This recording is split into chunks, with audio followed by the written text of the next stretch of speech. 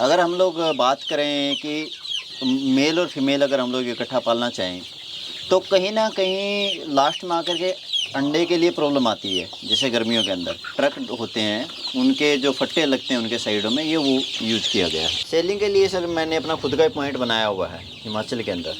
अच्छा, हिमाचल भेजते हैं यहाँ से? हिमाचल में डायरेक्ट ही सेल करता हूँ। मैंने अपना खुद का ये एक पॉइंट बनाया हुआ है जहाँ मैं अपने माल जितने भी तैयार करता हूँ वहाँ पे सेल आउट कर देता हूँ पर पीस के। तो दोस्तों आज हम पहुँचे हुए हैं हरियाणा के कैरथल में। मैं आपको बताने वाला हूँ कैसे आप घर के कोने से या फिर छोटी मोटी जगह है या फिर बैकयार्ड से महीने का 50 से 60 हज़ार रुपये कमा सकते हो, वो भी देसी मुर्गी पालन करके। साथ ही मिलाऊंगा आपको ऐसे किसान भाई से, युवा किसान भाई से, जिन्होंने मार्केटिंग का बहुत ही अनोखा तरीका अपनाया है। इनके खुद के आउटलेट हैं हिमाचल में, शुरुआत है इनकी, जहाँ पे आउटलेट हैं इनके, और वहाँ पे अपनी मार्केटिंग वगैरह करते हैं। साथ ही ना ही तो इनको मंडी पे डिपेंड रहना पड़ता है, ना ही इनको ट्रेडर पे डिपेंड रहना पड़ता है, जिससे इनका जो रेट है वो साल भर एक ही रहता है और मुनाफे के चांसेस से ज़्यादा बढ़ जाते हैं। तो आज की वीडियो में यही बात करने वाले हैं, कैसे मेरा किसान भाई इस तरीके को अपनाकर ज़्यादा प्रॉफिट कमा सकता है।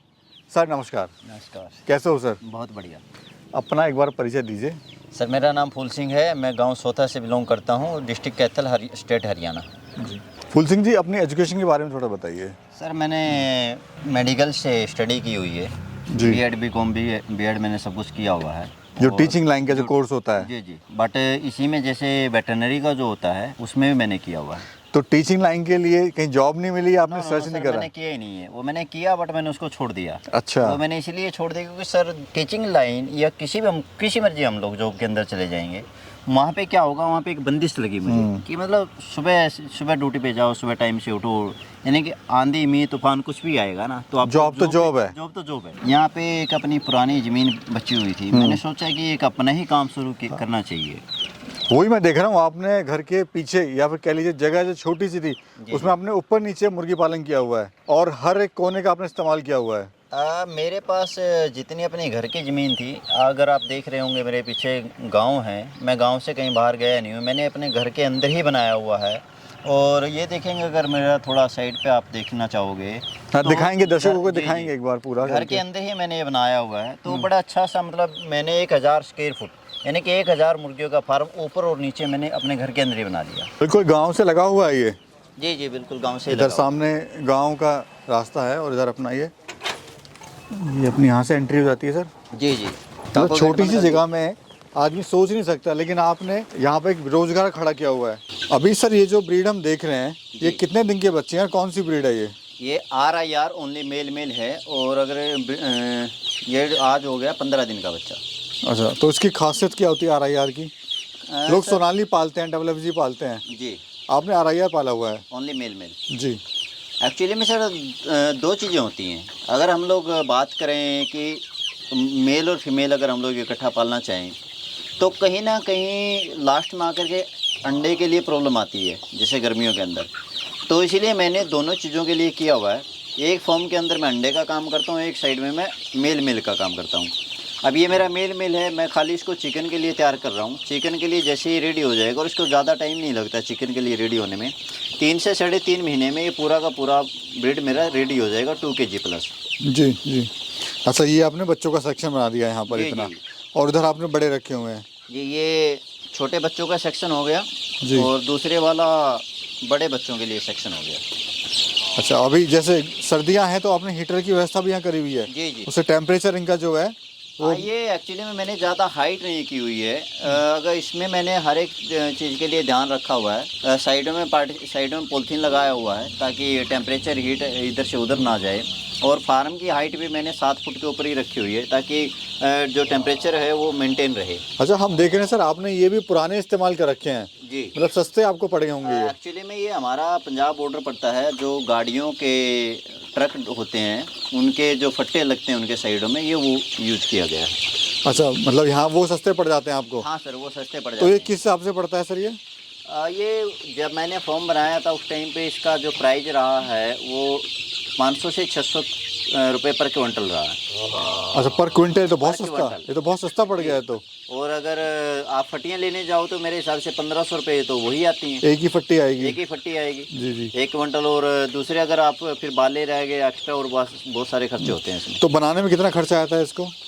ये समथिंग उस टाइम पे मेरा 1 लाख राउंड फिगर में ये बन गया था पूरा पूरा कंप्लीट, खर्चा। जिसमें गार्डर भी बहुत सारे लगे हुए हैं। इसके भी काफ़ी कीमत है लोहे की भी। ऑलमोस्ट ये सब चीज़ें इसके अंदर ही कवर अप हो गई थी। अच्छा, यहाँ से जब ये बच्चा है पीछे हमारा और यहाँ से बड़ा हो गया जी तो ये शिफ्ट हो गया इसमें अब ये। हाँ, ये इधर वाला शिफ्ट हो गया।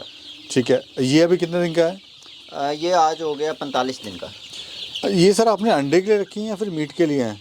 ये सारा अंडे के लिए, अभी इसमें कुछ नहीं रखा हुआ मैंने, ये सिर्फ मीट पर्पज के लिए है।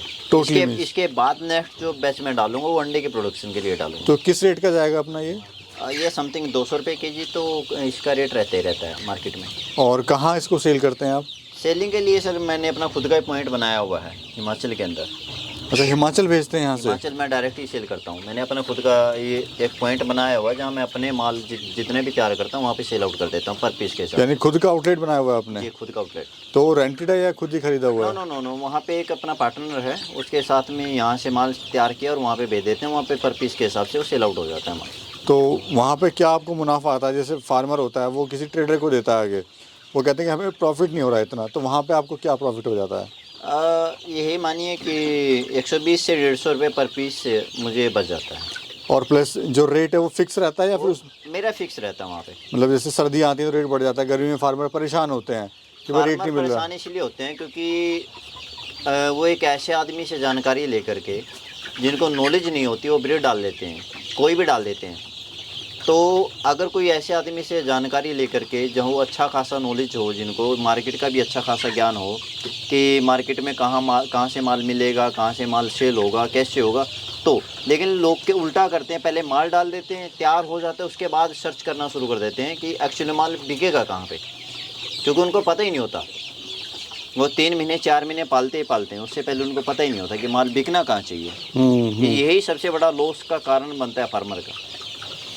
एटलीस्ट ये पता हो कि मंडी यानी मार्केट अपनी पहले बना ले। वो मार्केट पहले बना ले तो दिक्कत नहीं आती, लेकिन मैंने देखा, आज मेरे इतने टाइम का एक्सपीरियंस हो गया, मैंने यही देखा है कि जो फार्मर लोग होते हैं वो लोग इस चीज़ की ओर ध्यान ही नहीं दे पाते।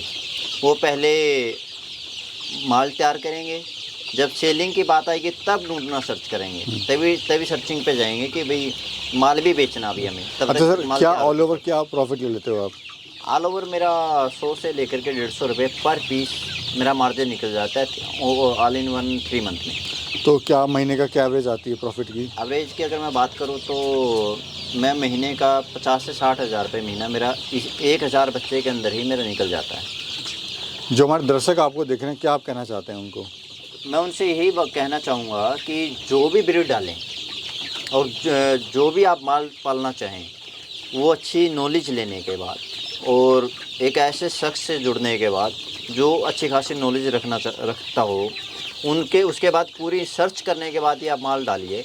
ऐसा नहीं है कि आपने माल डाल लिया और बाद में आप सर्च करना चाहो तो वहीं फार्मर को नुकसान लगता है। मैं दर्शकों से यही कहना चाहूँगा कि पहले सर्च करें अच्छे से, जब हर चीज़ आपकी नॉलेज में आ जाए उसके बाद ही आप आगे वर्क शुरू करें। जी, बहुत बहुत शुक्रिया सर, बड़ी अच्छी और बड़ी महत्वपूर्ण जानकारी आपने दी हमारे किसान भाइयों को, उसके लिए आपका बहुत बहुत शुक्रिया। जी, थैंक यू। दोस्तों, स्क्रीन पे जो आपको व्हाट्सएप ग्रुप नंबर दिखाई दे रहा है, ये ऑल इंडिया पोल्ट्री फार्मर भाइयों का नंबर है। इस ग्रुप के द्वारा जुड़कर आप अपने बिजनेस को कई गुना बढ़ा सकते हैं। इसमें आप अपने चूजे, अंडे, मुर्गा, मुर्गी वगैरह सेल कर सकते हैं, साथ ही परचेज भी कर सकते हैं। अगर आपको कोई समस्या आती है तो उस समस्या का भी आप इस ग्रुप में समाधान पा सकते हैं। साथ ही ये भी जान सकते हैं कैसे आप देसी मुर्गी पालन शुरू कर सकते हैं। अगर आप इस ग्रुप का हिस्सा बनना चाहते हैं, 500 रुपये पे करके इस ग्रुप का हिस्सा बन सकते हैं और अपने बिजनेस को कई गुना आगे बढ़ा सकते हैं।